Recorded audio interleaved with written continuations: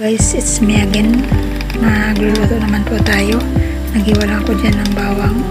Yan, iniwa ko lang yan ng pino, yung bawang. Tapos sibuyas, iniwa ko rin ng pino.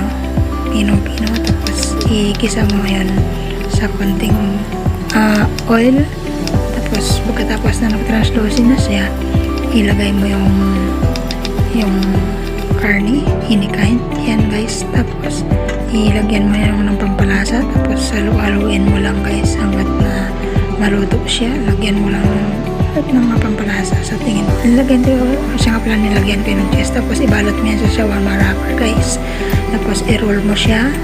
Tapos hiwain mo siya sa estimated mo na haba ng paghihiwa guys. Yan, hindi ko na pinakita sa iyo kung paano ko gawin kasi mahirap mag-video guys. Tapos yung cellphone ko nag-internal storage na, full storage na po siya guys.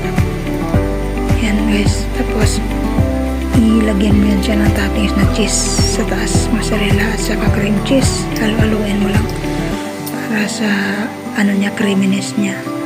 Tapos i-bake mo yan guys ng 15 minutes sa 180 degree. Yan lang guys. Maraming salamat sa panonood. Bye!